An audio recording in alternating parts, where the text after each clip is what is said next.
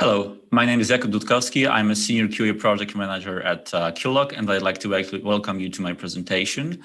The topic today is QA needs pro players, a look at testing fighting games. So first, I want to give you a better context of the talk. So who am I? I'm known in the fighting game community as D or Jakub D. I started playing competitively in 2004. And I have won or placed top 8 in multiple tournaments, mainly in games from the Tekken and Soul Calibur series. I'm also a tournament organizer and a host, as well as a community supporter. When it comes to game dev, I started working in 2012 as an FQA tester, LQA tester, and compliance tester. Then I was promoted to the team leader position, project manager position. I also worked as a training manager, community manager, and QA manager. So as you can see, I spent most of my career in QA. QLOC, the company where I'm working, is known for working on some fighting games, and it's a video game service company established in 2009. We have 3 main departments: the development department, QA, and localization. We have over 500 employees, around over 100 in dev, over 300 in QA, and we have offices in 3 cities: Warsaw, Gdańsk, and Moscow.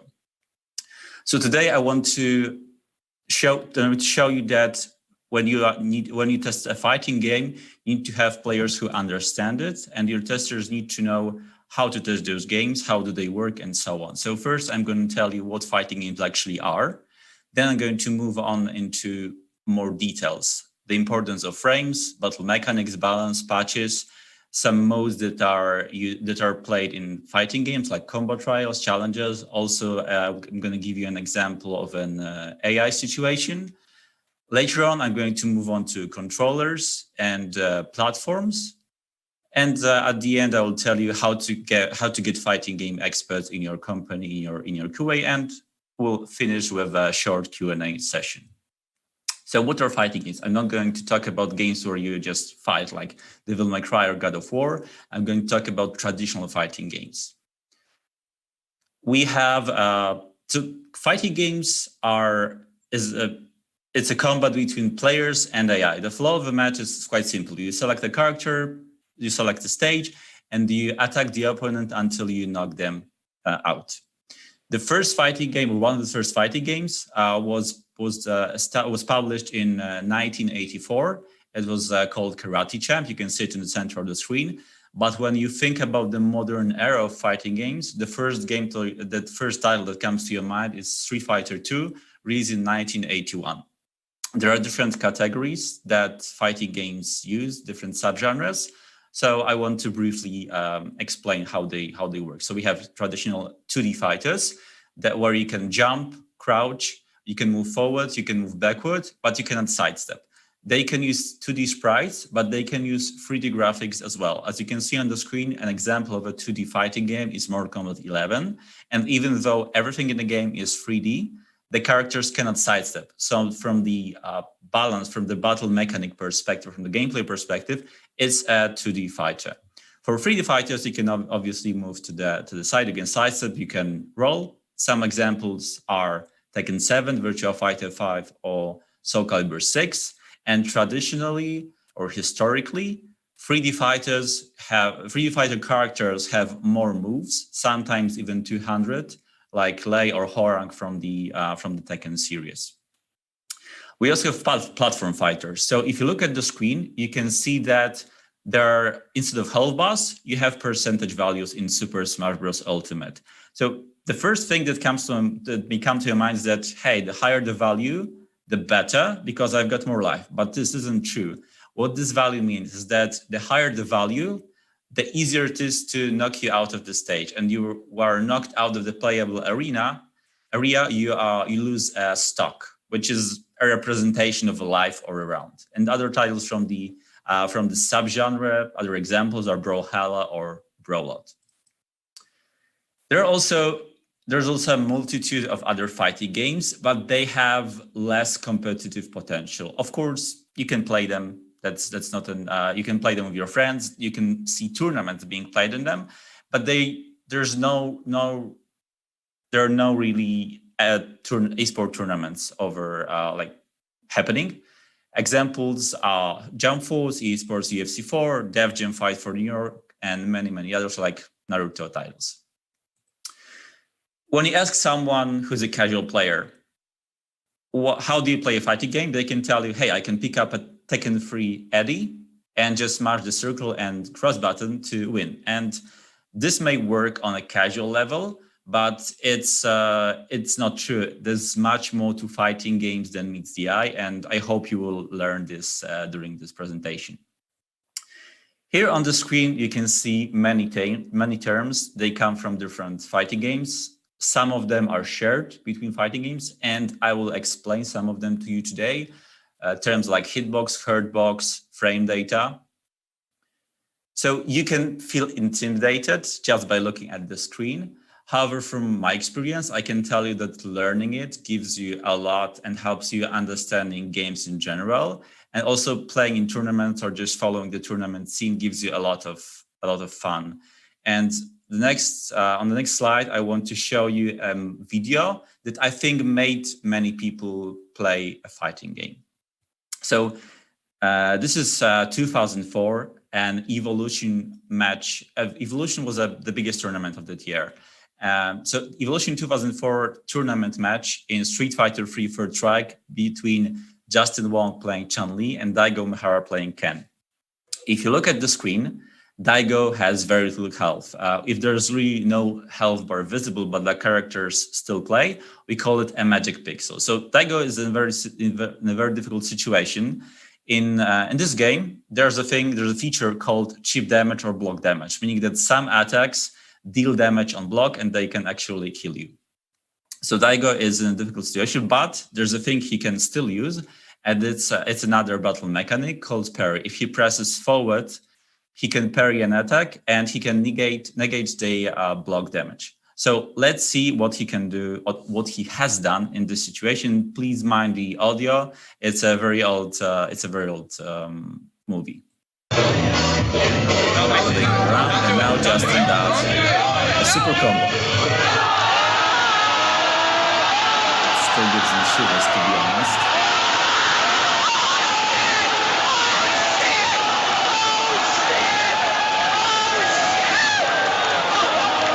Yeah, it's super hype, and this is an example of a situation that may happen during a tournament. So what happened here? Daigo successfully parried 15 attacks, and each parry was performed with very strict timing. Moreover, when Chun-Li starts her super attack, there's a freeze. The screen freezes for a moment. Daigo had to press the forward button before it started, before the screen froze, because otherwise he wouldn't be able to do it. So it was a hard read. Let's move on to some more details about fighting games.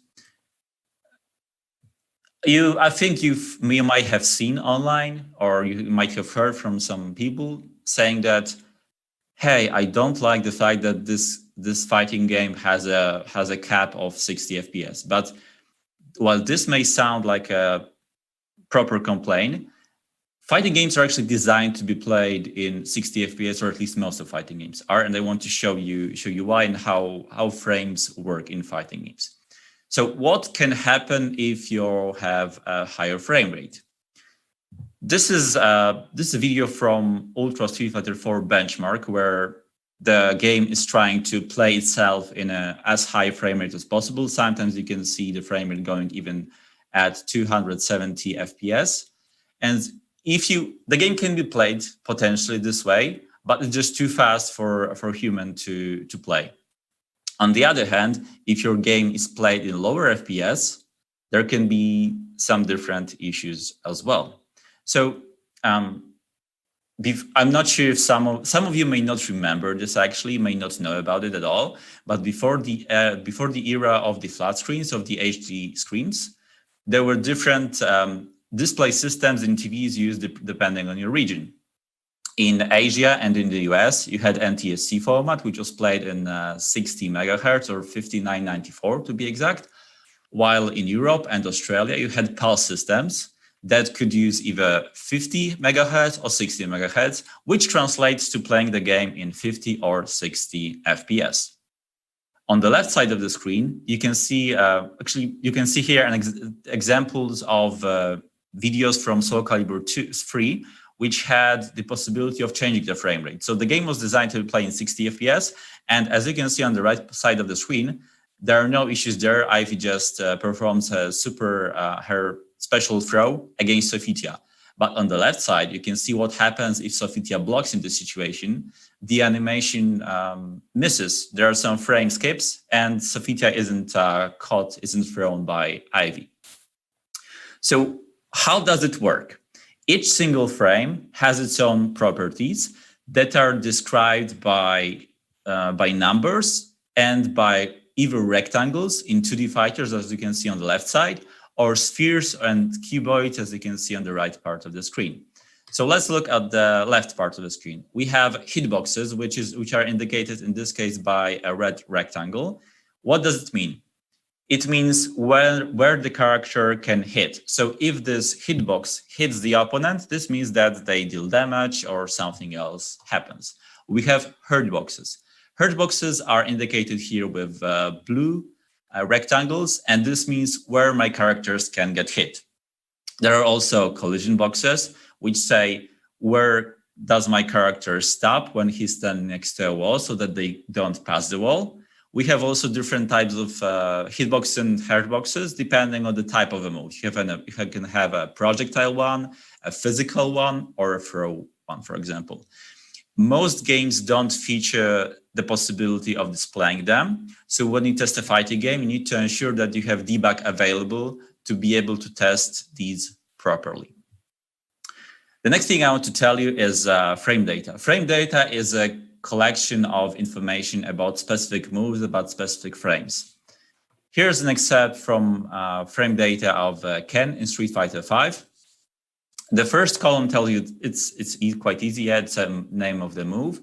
Then we have information on how fast does the attack hit actually. So we can read from here that, for example, standing LP, which we'll cover in a little more detail a little bit later on, it hits in the 4th frame. Then its hitbox is active for 2 frames. And then when the hitbox disappears, the character recovers or he can move on the 7th frame. We also have columns for on-hit and on-block situations. So if your character hits and there's a positive value here, there's a value over 0. This means that your character is advantageous and they can move quicker than the opponent. And if there's a minus, this means that your opponent can move faster. So how does it translate to, for example, a single second? If a character is standing still, they are in what I called here frame 0 or an idle frame. Then we have those 4 frames of startup, but the 4th frame of startup is actually the first active frame. So we have 2 active frames. Then we have 6 frames when Ken recovers. And the 7th frame is maybe considered the 7th frame of recovery, so recovery 7. But I call this frame 0 here again because we are back to square one. We are back to the same situation. So if you're playing 60 FPS, 1 frame is 16 2/3 of a millisecond. So we have 11 frames of seeing this move, and then we can do whatever we want. So if we are fast enough, we can do this move 5 times within a single second. But if you actually launch some debug tools and look how this looks within an engine, both on the left side and on the right side, you can see that there are actually more frames that can be seen here. On the right side, you can see as an example of a frame that's displayed with debug tools with slowdown gameplay. However, in the game, there will be only 1 frame selected from those few.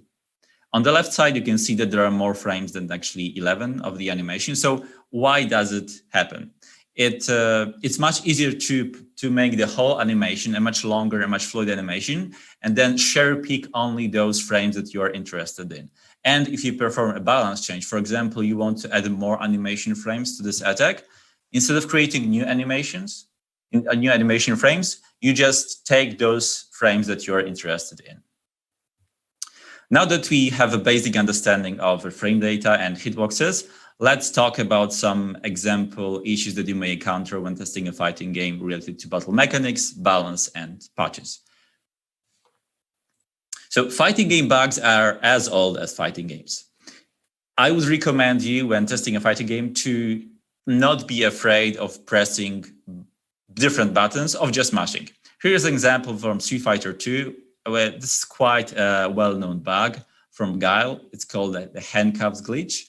And basically, when Guile tries to perform a throw and he adds some additional inputs, this is what happens.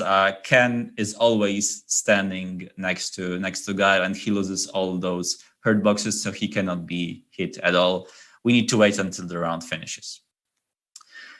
On the next slides, I'm going to show you another example of an issue that's related to additional inputs, but it's much, much more severe.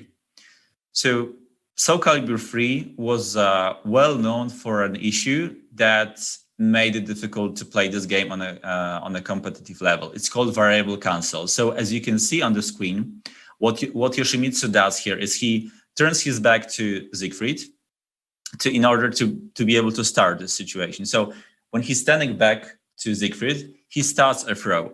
And if you, pretty much with any character, stand back to an opponent and perform a throw, they don't break it, you can cancel the animation of your character anytime. So in this example, Yoshimitsu, in the first case, performs a taunt, and look at the live boss, there's no damage dealt here.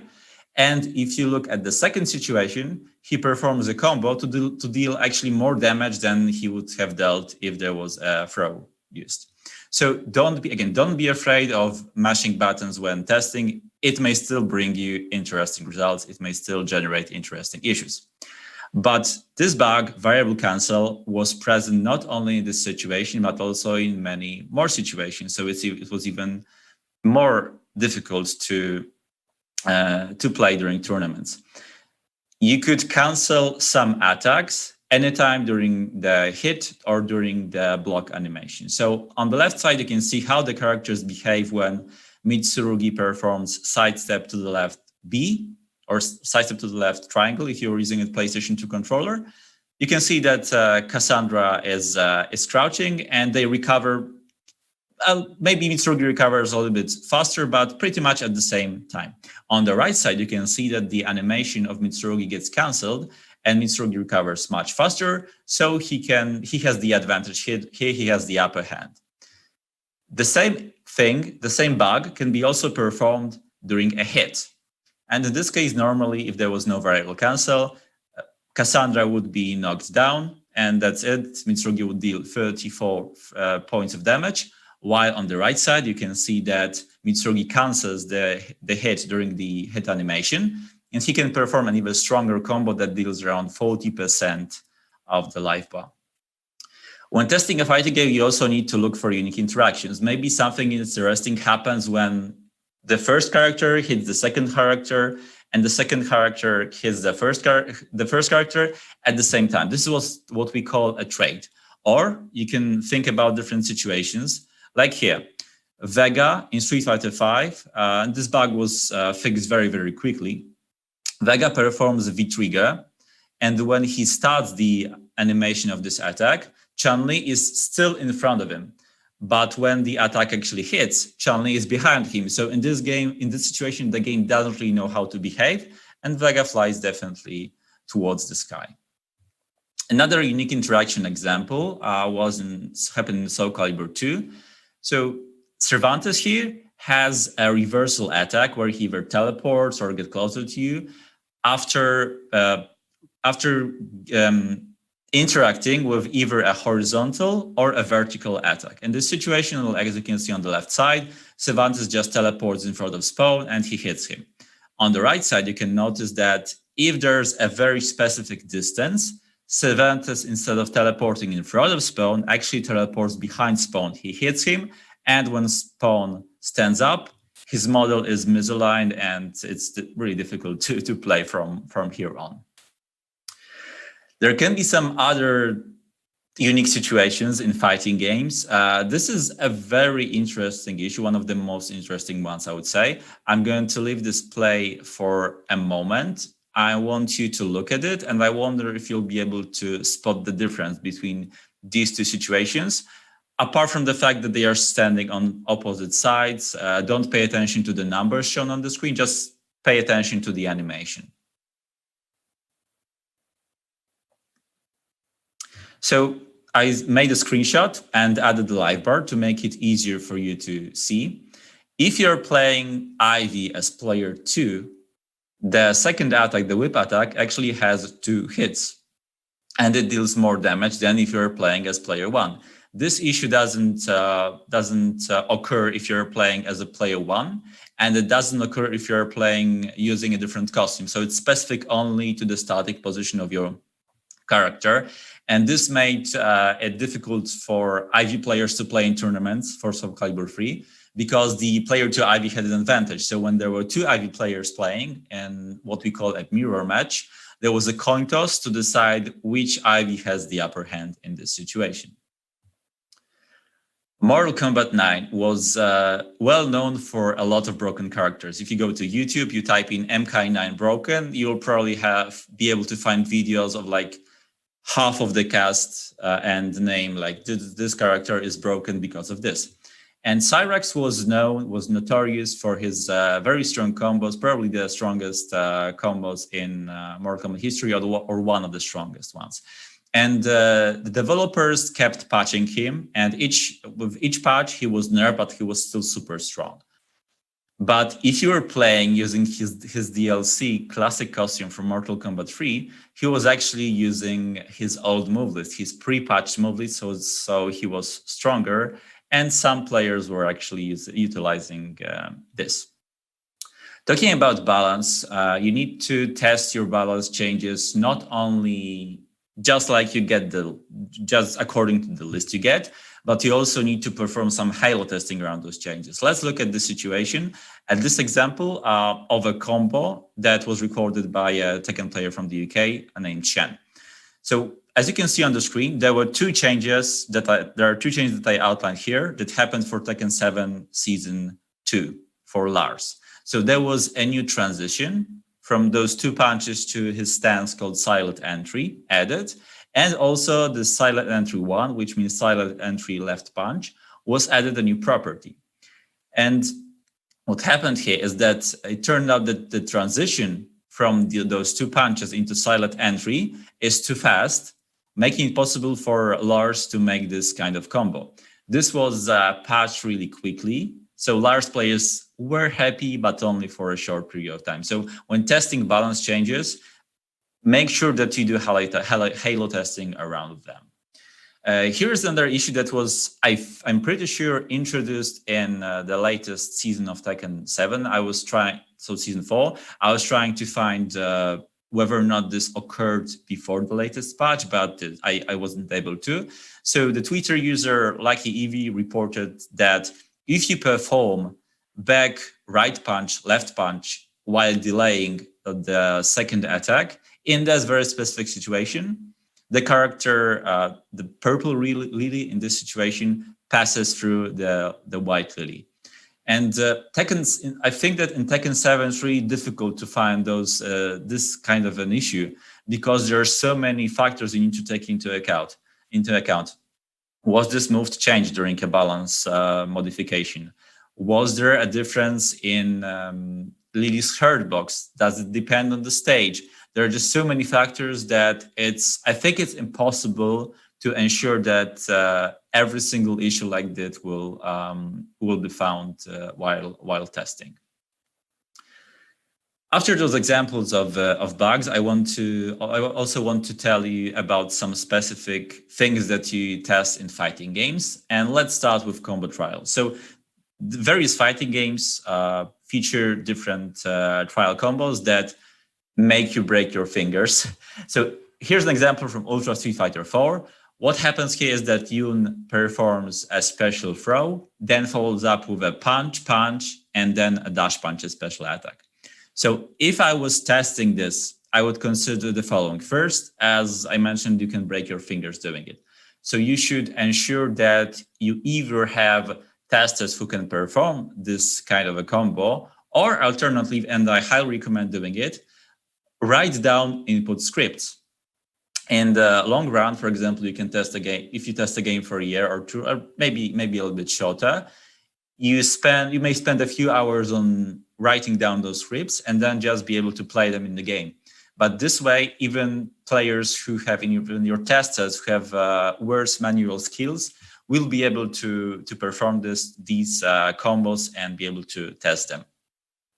Also, you need to consider different combo routes, because in this case, Zenpo Tenshin and Zessho Ho, sorry for my Japanese, have 3 different versions when it comes to normal attacks.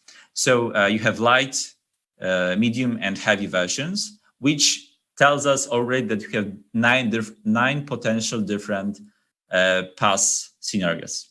Also, you need to consider failure scenarios. What happens if I don't hit with this combo? What happens if I use enhanced versions of this attack? Because you can perform both the throw and the dash punch while spinning your bar, and then you will have this yellow aura, and you will spend a part of the super bar, of the special bar that you can see here. There's also one thing you need to consider. What happens if I use different moves? What happens instead of crouching medium punch, I will use a different move. Maybe I will do standing punch into another standing punch, as long as it works. So you should consider different failure scenarios as well. And if you don't have experienced players in your team, you really won't be able to come up with those ideas. So again, it's very important to have people with this kind of experience in your team. Apart from combo challenges, combo trials, you can also encounter missions or challenges in your fighting game. And this is a very interesting example I found in Street Fighter Cross Tekken.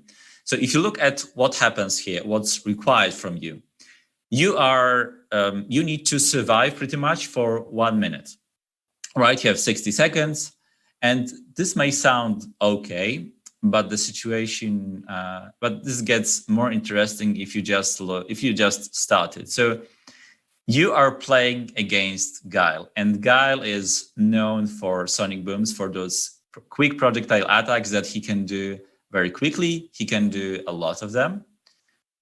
And just like Street Fighter 3 First Strike, this game features chip damage or block damage. So if you look at the screen, whenever I block the attack with Vega, I lose some life. And the requirement from me is here is to win, right? So I need to have more health after 60 seconds than my opponent. And moreover, even if Guile switches to the second character, to Law, in this game, Law's AI is known for being offensive. So it's even more difficult to pass this challenge. But if you have an experienced fighting game player in your team, they will know that Vega can perform some moves that will actually avoid sonic booms.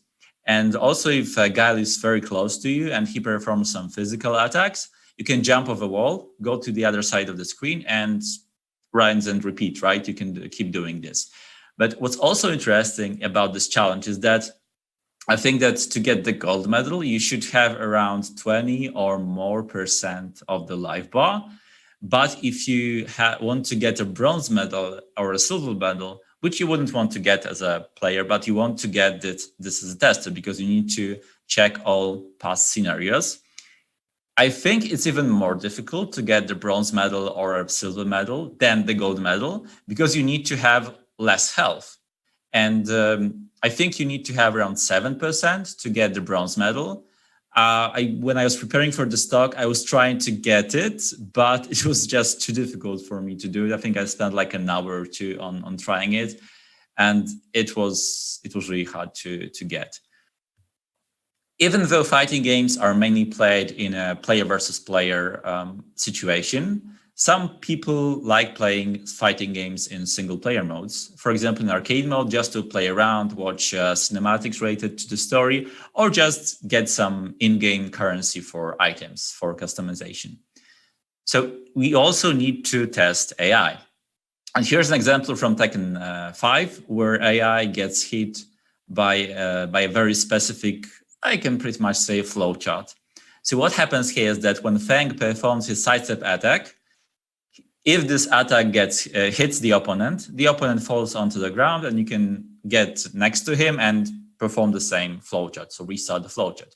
But if this attack gets blocked, Fang has the upper hand. He has got plus frames on block here, and the AI, in Marduk in this case, doesn't really recognize this situation. He wants to go into offense because hey, I have just blocked an attack, so now it's my turn to attack, but that's not the case. So you can perform this very quick shoulder, and I think that at least 90% of the time it will hit. So this is an exploit if you want to play Tekken 5 now, check those cinematics, just use this tactic. I want to tell you also about hardware. So first, let's talk about controllers. There are three main types of controllers used by fighting game players, although some also use a keyboard. So the three main types are controllers or gamepads. Those are the same controllers that you use when playing pretty much any game. You use a D-pad or a stick, and you have 4 face buttons, 2 back buttons, and 2 triggers. So 8 buttons in total. It's self-explanatory. An arcade stick consists of 8 buttons, or 6 or 4, depending actually on your game or on your arcade stick. And it has a stick for movement. It's an 8-directional plus neutral stick, and it imitates what you can experience in the arcades. We also have a hitbox, which is getting more and more popular. It's a mix between an arcade stick and a keyboard, because we have the same 8 buttons, as you can see on the arcade stick, but you also use directional buttons for movement, just like you would use on a keyboard, but with a twist, because the big red button in the center is actually used for jumping. So you have left, down, right, and the up button. And it may feel counterintuitive when you look at it, but when you start playing it, it feels really, really good. And hitbox users are more and more popular because hitbox provides you with the most precise inputs, because you press the buttons that you want to use. If you use a D-pad or a stick, it may turn out that you accidentally use the diagonal direction. So when you test a fighting game and you prepare for such a project, make sure that you do market research, check what controllers are used by these games, and ensure that you have at least some of them to be able to test and to be able to play on, check how the game behaves.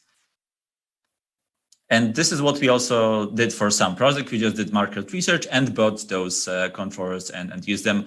For consoles, obviously, you will have the controllers specific for this platform. But for a PC, you will likely plug in the controller, check if it works or not. And if it doesn't, make a report. If it gets fixed, there may be a need to create a specific button scheme within the game code or within the setting file for this game, so that when a player plugs in this controller, they just want to play it with the button layout that they are familiar with. What I also want to tell you about is that fighting game players don't only use the controllers that are used for the specific platform, they also use converters. And I myself, even though I have an arcade stick, I have a hitbox, my main controller is actually a DualShock 1 from the first PlayStation, from PlayStation 1, the white one. I find it the most comfortable, and I have specific converters that I can use for a PC or for modern platforms. So you also need to keep in mind that people use different converters. And to be honest, some people also use other controllers. If you want, just hit me up on Twitter, on Discord later on. I will send you a link to a video where there's a guy playing Guilty Gear on a racing wheel. And I've also seen people playing on a guitar from Guitar Hero. So that's a fun. The next question, does the platform affect tests? And the answer is yes, but not that much, to be honest. Consoles and PCs are the two main platforms that you use for testing. Consoles are quite closed systems. So you have controller support either native, but also you can have your game like in Mortal Kombat or Street Fighter 5. You can plug in a controller that wouldn't be normally supported by the platform, but it can be you can use it for playing. So the controller support is limited, but still present. Also, consoles have much less hardware options to use for the. Now it's 2020 November, so I can say past gen consoles like PS4 and Xbox One. You have 3 different hardware configurations, so all of them have to be tested for to check how the game behaves, how the frame rate is. Again, we need to keep this 60 frame per second speed. For PCs, it's much more difficult because apart from the fact that you can use more controllers, you can use mouse in the menus. You have different CPU and GPU configurations, and you need to ensure that the game runs properly, runs fluently in those configurations and different resolutions. It's not only that the better the PC you have, the better the quality of the game will be, because optimization, performance optimization in fighting games is very important. If you play an online FPS and your frame rate is very, very good, but you're playing against someone who's on a potato PC, your game won't be running slower because it doesn't really matter. But in a fighting game, if they are playing slower, the game may be out of sync. So the game tries to synchronize, and it may turn out that even though you have like NVIDIA GTX 3090, you have ray tracing turned on, you got such a great PC, but it turns out that the game may freeze for a short period of time, or it may play slower because the game will attempt to make sure that it synchronizes both players. Otherwise, the game will look differently on both screens. Taking this opportunity, I wanted to talk about systems that are slightly less popular, but from my perspective, from a perspective of a fighting game player, they are really important. Arcade machines, they are where fighting games actually started. And there are some differences between those games released in the arcades and on home platforms, and I want to tell you about them. When you are an arcade owner, you put an arcade machine in the area of your arcade center, and you set up how much do credits cost. Because when you're playing an arcade machine, you don't pay for the game, for the product. You pay for a single attempt to play the game. So arcade machines are certified for different requirements. But one of the most important ones is the requirement for coin usage, for paying to play the game. So let's say that I'm an arcade owner. I set 1 credit, so one life, one attempt, to be 100 yen. And it turns out that the game doesn't work properly. If those credits are actually free, I'm not going to earn any money. And if it turns out that the players are required to pay 500 yen for a single game, I will get very bad PR and people will get angry on me. Players can also use cards with their progress. And you can see here, there's a card reader. So what happens is that you put this card on the RFID reader, and the game reads your profile. You can get some items, you can get some money to be spent on in game. And some developers, some publishers have cards that can be used in multiple games. For example, for Bandai Namco titles, you can use a Bana Password card that can be used in different games. So you can have the same profile on different arcade machines. Arcade machines have a few different setups. So you can have a single cabinet, you can have a cabinet that's connected to the internet, or a cabinet that's connected to the local network. Or you can have a cabinet with 2 arcade controllers and 1 bigger screen, which is called a competition cabinet that can be played by 2 players. there's no external controller support, but there's an asterisk here, because in some cases, when you have, for example, a promotional event, you have, let's say, a European player playing on a controller, they are invited to play in Japan against players.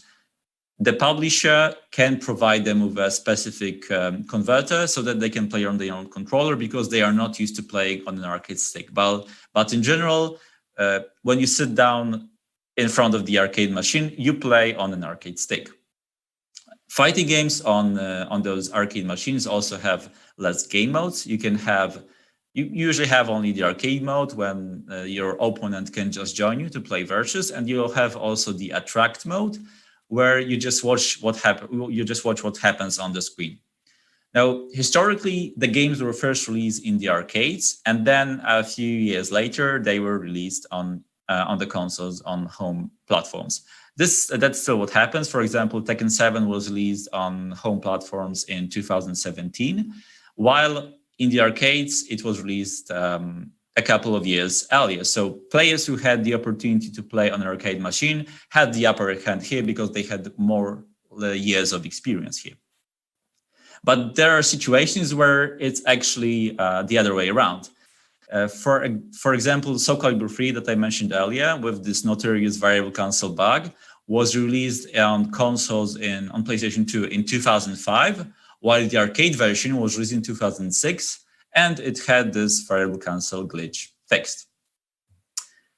Google Stadia is a different thing for fighting game players, because when you think about all those inputs that need to be very precise, you think that the input delay is really important, and yes, it is. So when I was about to play Google Stadia for the first time, I was slightly afraid that the experience will not be very good. But honestly, I was really surprised when I played it for the first time, because even though there's a delay because this is cloud gaming, it's really small and you can still play it comfortably. So what you need to pay attention to when you test on Google Stadia. Controller support, similar to consoles, is controllers are supported natively by the platform, not by the game, so the testing is limited. You can still use input scripts and macros to test those difficult things you do, those combos. But keep in mind, you can also use input scripts, for example, for online matches, because you can leave the game overnight to get higher ranks. And that's also a thing you need to remember. Crowdplay is a feature that allows you to join a match of someone who is actually streaming the game on YouTube. So if you have Stadia, you're watching a match on YouTube, there's a button, you can join a queue, and when it's your turn, Stadia launches and you start playing against the player that you actually try to join, who's been streaming. Last but not least, I've already told you that you need to get fighting game experts in your team. So how to get there? There are a few ways I want to tell you about. I want to give you a hint to use. So what we do during recruitment is we profile candidates. So you have a job interview. We ask people what genres they are familiar with. And if they are familiar with fighting games, we ask them some additional questions like, hey, okay, you're playing this game. Do you know Hitboxes? Have you ever played in a tournament? Maybe you just watch streams. And we can learn about people like this. You can also organize events or take part in events with a recruitment booth. But what's better here, and what made me join QLOC, what made me learn about QLOC, are tournaments organized by your company. In the back, you can see a poster. So QLOC in 2011 organized a Street Fighter 4 tournament that I joined. I placed second, learned about the company, and 2 months later, I joined QLOC, and that's the moment when the fighting game community in Poland learned a little bit more about the company. If you have players in your company that know the fighting game community, you can also use the word of mouth, just recommend other people. Obviously, they will go through the normal recruitment process, but it's easier to target your audience, to target the people who know how to play fighting games, who are fighting games experts. And last but not least, it's also important to train your team. So as you can see here, this is an image that's from a Reddit post. It's a part of the image, and what we found is that it's really useful for us because everyone loves cats, and this explains what I showed you earlier during the Ken frame analysis. So you need to train your team to make sure that they are better players, they have a better understanding of games. And also, when you have a player who isn't really that good and he plays a tester who isn't really that good and he plays against a pro, well, their morale may get lowered slightly, let's say. And also keep in mind that to motivate your team to train, apart from having those projects, obviously, you can organize an internal tournament, and this will really pay off. We've been doing it for some time now. So coming to an end before the Q&A, I want to sum up what I've just told you about. You need to train, you need to testers, you need to have a good testing team to understand frame data, to understand battle mechanics. You should have access to debug tools to see hitboxes and frames. Maybe you can ask your developer to implement an option to just pause the game to go frame by frame. It will be much easier to test the frames. When you have some interactions that are unique, you should investigate them. You should investigate different more move properties. Think outside of the box, and this comes with the experience. So again, have those players. When testing trials and challenges, you should consider different pass and phase scenarios. Again, experience. When you have balance changes, don't only test what you have in your spreadsheet with the changes, also test what can break around it. Maybe there's a balance change that makes the character kill with a one hit. It's implemented properly, great. So it's a pass scenario, but won't it really break the game? You should ask yourself, and you should ask the developer. Use input scripts to speed up testing, and again, hire professional players, but also don't forget about training your team to make sure that your team is more professional, more experienced, and it's easier for them to test. I want to thank you for this talk, and here at QLOC, we are recruiting constantly. We're looking for people to join us in offices in Warsaw and Gdańsk. If you're interested, go to our website or send us an email to careers@qloc.com. We'll move on to questions. If there's not enough time for me to answer those questions, you can send me an email, or you can find me on Twitter. I'll also be active on the Game Industry Conference Discord for some time. And I also want to put the media sources for images, for videos that I use in this presentation. If you want a link to a very specific piece of media, just let me know and I will provide you with it.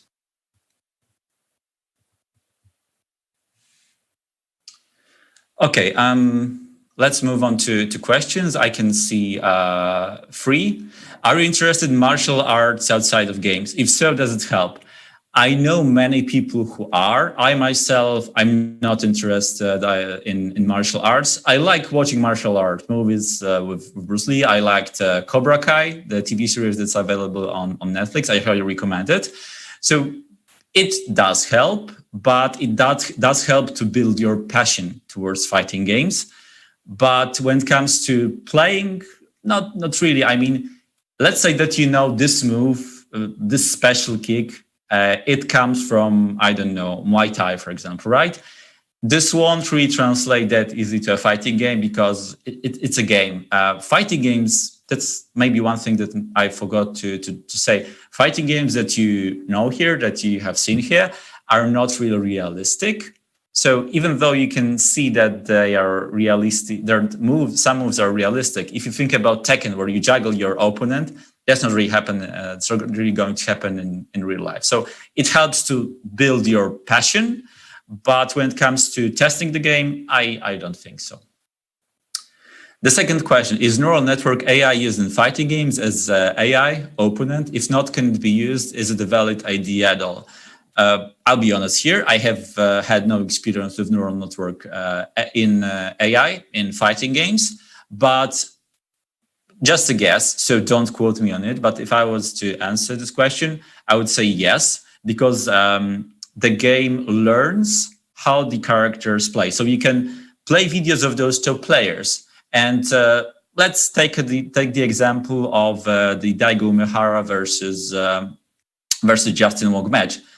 You can see that the player can make a comeback by doing this punch, this parry sequence. But if you watch more videos with, let's say, even those two players or those two characters, you can count how many times people perform this, how many times people did not perform it. So let's say that it was successful 5% of the time, right?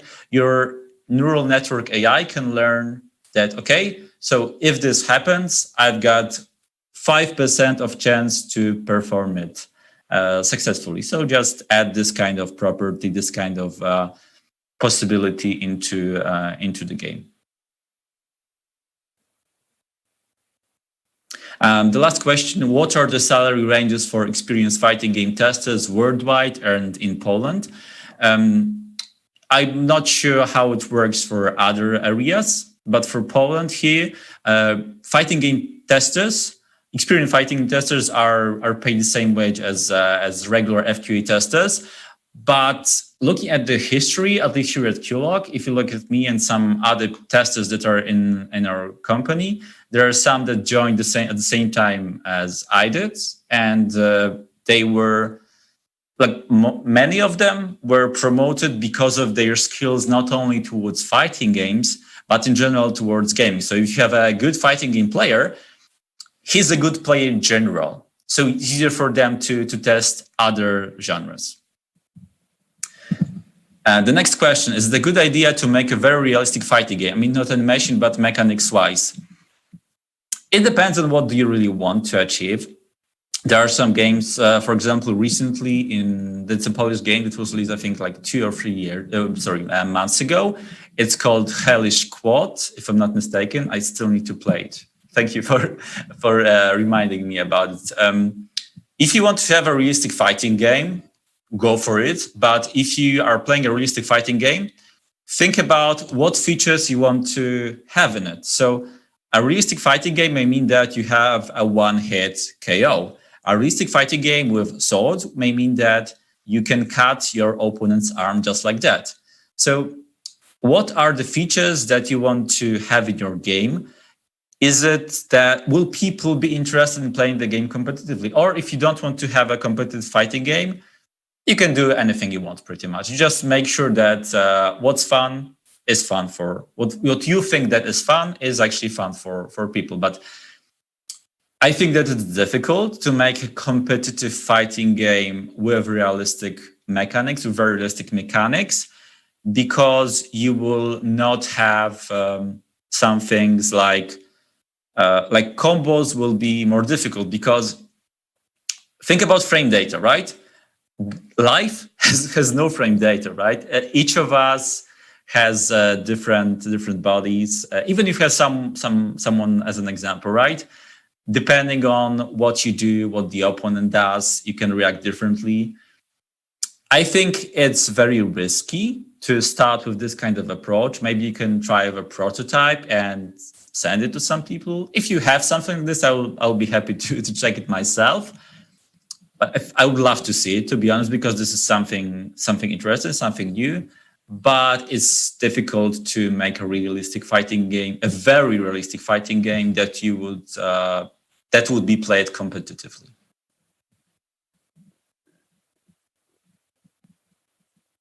I don't see any more questions, so I'd like to thank you for your time, because I know that on the two other streams there were also very interesting talks. So if you've been here, thank you very much. And again, if you want to hit me up, if you want to get in touch with me, just hit me up on Twitter, send me an email, or just contact me on Discord. I'm just Jakub Dudkowski on Discord, just like you can see me in the agenda. Thank you very much.